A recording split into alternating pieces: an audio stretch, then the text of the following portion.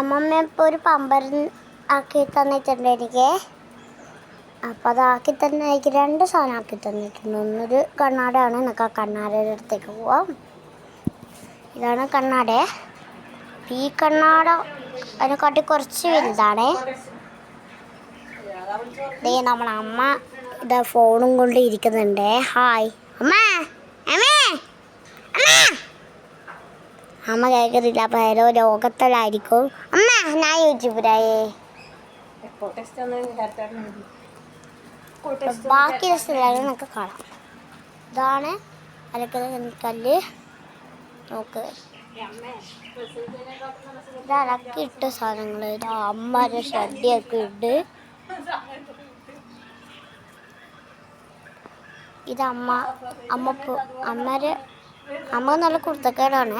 അമ്മമ്മ ഇതാ ഇവിടെ ഉണ്ട്. അമ്മേ, അമ്മ. അപ്പോൾ ഞാൻ ഇവിടെ തന്നെയുണ്ട്.